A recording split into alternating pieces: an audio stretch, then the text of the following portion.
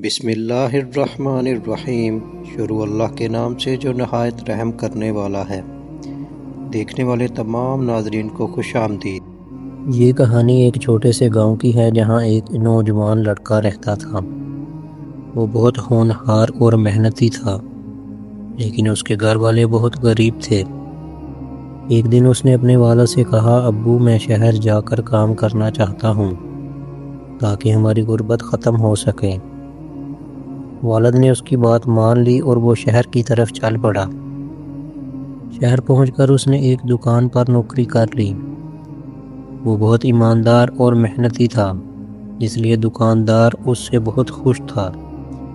ایک دن دکاندار نے اس سے کہا، میں تمہیں ایک اہم کام سونپنا چاہتا ہوں۔ تمہیں یہ خط ایک دور دراز گاؤں میں پہنچانا ہے۔ اس نے خط لیا اور گاؤں کی طرف چل پڑا۔ راستے میں اسے ایک دریا نظر آیا۔ دریا کے کنارے ایک بوڑھا آدمی بیٹھا تھا جو بہت پریشان لگ رہا تھا۔ اس نے بوڑھے آدمی سے پوچھا، چچا آپ کیوں پریشان ہیں؟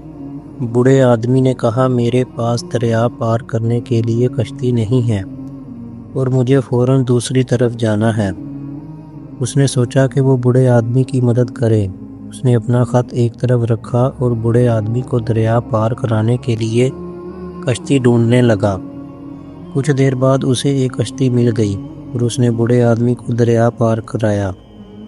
بوڑھے آدمی نے اسے دعا دی اور کہا، تمہاری مدد کا میں کبھی بدلہ چکاؤں گا۔ اس نے کہا، یہ میرا فرض تھا اور میں نے صرف اپنا کام کیا ہے۔ وہ واپس آیا تو دیکھا کہ اس کا خط غائب تھا۔ وہ پریشان ہوا، لیکن اس نے اللہ پر بھروسہ کیا اور گاؤں کی طرف چل پڑا۔ گاؤں پہنچ کر اس نے دکاندار کو سارا واقعہ بتایا۔ دکاندار نے کہا، تم نے ایک بوڑھے آدمی کی مدد کی اور یہ تمہاری ایمانداری اور نیکی کا ثبوت ہے۔ میں تمہیں اپنی دکان کا نگران بنا دیتا ہوں۔ اس کی ایمانداری اور نیکی نے اس کی زندگی بدل دی۔ وہ ایک کامیاب تاجر بن گیا اور اس کے گھر والوں کی غربت ختم ہو گئی۔ اس نے محنت کی اور خوب ترقی کی۔ اس لیے یہ کہانی ہمیں سبق سکھاتی ہے کہ ایمانداری، نیکی اور اللہ پر بھروسہ ہمیشہ فائدہ مند ہوتا ہے۔ اللہ تعالیٰ نیک لوگوں کو پسند کرتے ہیں اور انہیں انعام سے نوازتے ہیں۔ ہمیں ہمیشہ دوسروں کی مدد کرنی چاہیے اور ایماندار رہنا چاہیے۔